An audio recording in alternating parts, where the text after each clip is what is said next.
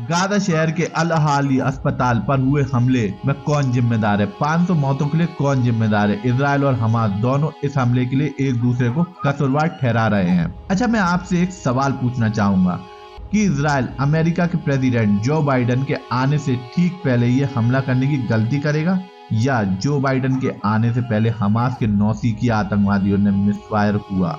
Comments में मेरे को जरूर बताइएगा। आज बताएंगे इस हमले में हमास के नौसिखिया की एक गलती या कहें जानबूझकर हमास के आतंकवादियों ने ली पैलेस्टीन के 500 लोगों की जान, जिसमें औरतें, बच्चे और बूढ़े भी मौजूद थे। कुरान, बाइबल और दुनिया की कोई भी पवित्र ग्रंथ हो, किसी में ये नहीं लिखा कि बेकसूर औरतें, बच्चे, बूढ़ों को मारा जाए। लेकिन अगर सबूतों और तफ्तीश की माने तो इस्लामिक जिहाद के नाम पर ये हमास वाले आतंकवादियों ने पैलेस्टाइन के 5000 लोगों की जान ले ली, जिसमें औरतें, बच्चे, बूढ़े भी मौजूद थे। वो बच्चे भी मौजूद थे जिन्हें युद्ध का मतलब ही नहीं पता। कोई उस हमास पे कैसे भरोसा कर सकता है जो हमास अपने रॉकेट प्ले सेंटर यानी छोटे बच्चों के स्कूल से लॉन्च करता हो? वो हमास जो अपना पूरा गोला बारूद मस्जिद में छुपा कर रखता हो? संयुक्त राष्ट्र में फिलिस्तीन के राजदूत रियाद मंसूरी ने इजराइल के आरोप को सिरे से खारिज करते हुए प्रधानमंत्री नेतन्याहू को झूठा करार दे दिया। रियाद मंसूर ने ये ट्वीट किया कि इजराइल ने सोच समझकर ये हमला किया क्योंकि इसके पास हमास का बेस था। फिर उन्होंने ये ट्वीट डिलीट कर दिया। अब उन्होंने फिलिस्तीनियों को दोषी ठहराना चालू कर दिया और कहानी बुनना शुरू कर दी।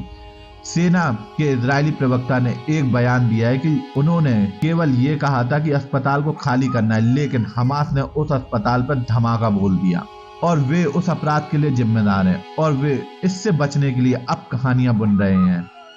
इजराइल ने गाजा पट्टी पर अभी तक जमीनी कार्रवाई नहीं की है।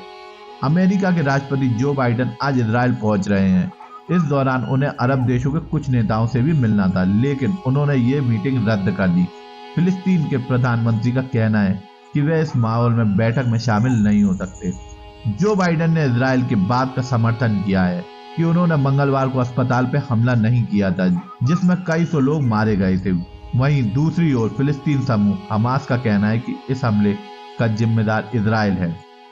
राष्ट्रीय सुरक्षा परिषद के प्रवक्ता एंड्रू वॉटसन ने सोशल मीडिया पर कहा है कि हम सारी जानकारी रखते हैं ओवरहेड इमेजेस और वीडियोस और इंटरसेप्टर के जरिए, और इन सब की जांच करने के बाद हम इस निष्कर्ष पे निकले हैं कि कल गाजा के अस्पताल पे जो विस्फोट हुआ उसमें इजराइल का हाथ नहीं था। अमेरिका राष्ट्रपति जो बाइडेन ने बाद में दोष को और पुख्ता करते हुए कहा कि आज तक हमने जो जानकारी देखी है उसके आधार पर गाजा एक आतंकवादी समूह द्वारा दागे गए गलत रॉकेट के परिणाम स्वरूप हुआ है। मंगलवार को हुए इस हमले को हमास के आतंकवादियों के मिसफायर से हुआ, जिसमें करीब 500 से ज्यादा पैलेस्टाइन मारे गए। 7 अक्टूबर को हमास आतंकवादियों के अटैक के बाद से इस युद्ध में करीब 4000 लोगों की मौत हो गई और कईयों हजार लोग घायल हैं। ये युद्ध कब रुकेगा ये भगवान ही जाने। आप मेरे को कमेंट में बताइए कि आपकी राय क्या है इस युद्ध को लेकर।